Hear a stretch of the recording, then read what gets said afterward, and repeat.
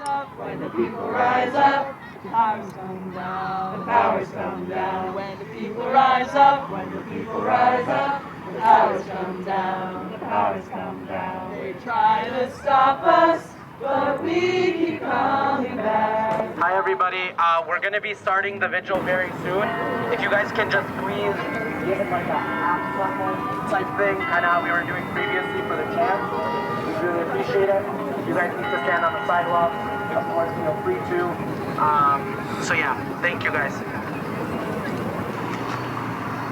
Good evening everybody. I want to start off by thanking you all for being here today.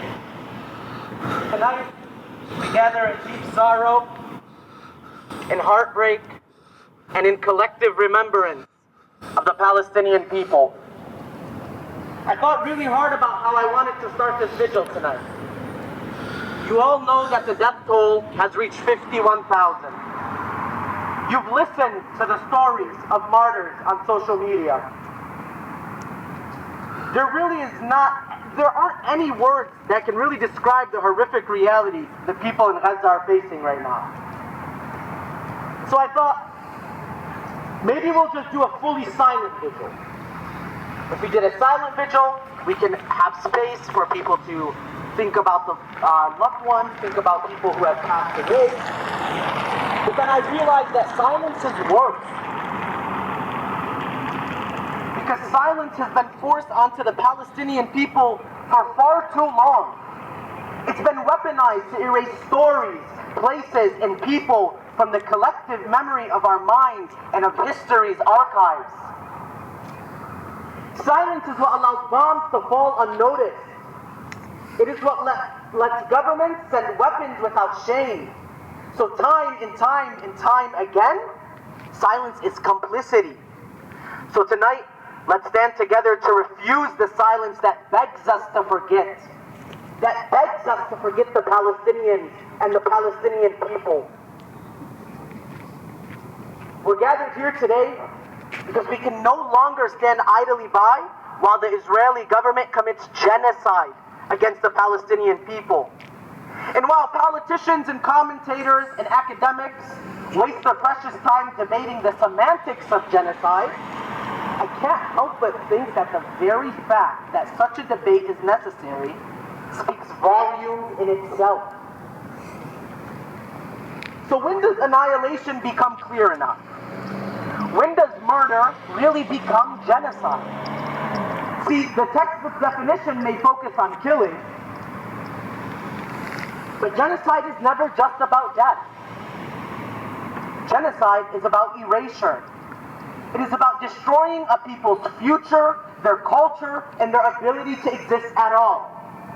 It is scholasticide, the bombing of schools, so that knowledge does not pass on, wiping out generations of students and teachers, so history and dreams are buried together. It's about turning neighborhoods into dust, so that no child can return home. It's about the destruction of roads and markets, so that daily life, like weddings, laughter, and morning commutes, cease to exist. It is the erasure of language, of art, song, and memory, so that a people become a whisper of the past. To destroy a people is never to only kill them. It is to try and make the world forget they ever existed. It is the erasure of the Palestinian people is that they are facing right now. This is not genocide. Or this is genocide, sorry. This is genocide. Not only of bodies, but of society, of history, of possibility. And yet, while we mourn those who have been stolen, we remain defiant. Palestinian blood, Palestinian names, Palestinian stories will remain. So tonight, in our gathering, in our remembrance, in our refusal to look away, we say, you will not erase Palestine. Before I end by sharing a poem about our martyrs, we must remember who they are. They were not statistics. They were people. They were mothers who braided their daughters' hair in the morning. They were fathers who carried their children on their shoulders to school. They were teenagers who shared jokes with families. They were poets, scribbling verses by candlelight. They lived full lives with routines, hopes, flaws, and dreams. Grieving them means refusing to flatten them into numbers. It means remembering their names. It means remembering Dana Ramadan, Mira Ubaid, Fuad Quddus, Ahmed Hisham, Salman Najjar, and every single Palestinian who was killed at the hands of the occupation. Because to remember is to mourn, and to mourn is to rehumanize. To insist that every life taken in Palestine was sacred, that every life taken in Palestine was irreplaceable.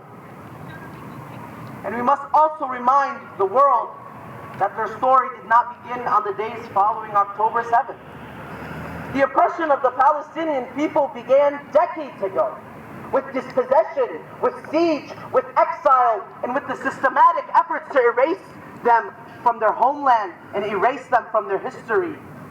To mourn them is also to honor their struggle, a struggle that did not start with rockets, but with checkpoints, with demolitions, and with stolen homes.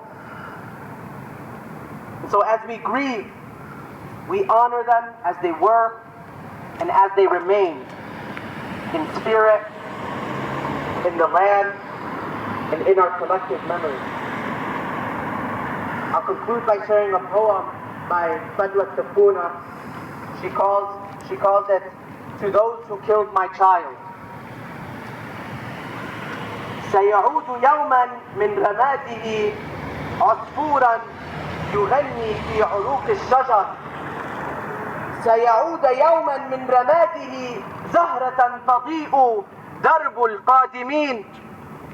سيعود يوما من رماده نبضا في قلب الوطن. She says, he will return one day from his ashes, a bird singing through the veins of the trees. He will return one day from his ashes, a flower lighting the paths of those to come. He will return one day from his ashes, a heartbeat in the land, in the homeland.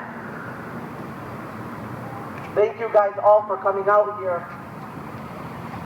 I know it's difficult. I know it's hard. I know these times are uncertain. But I want to thank you guys because what you guys are doing is courageous. It's brave. It means a lot.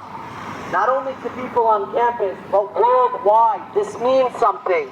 Putting up this tent meant something. Your candles mean something. Your voices mean something. You guys standing there means something. So thank you guys. Now pass it on to the next student.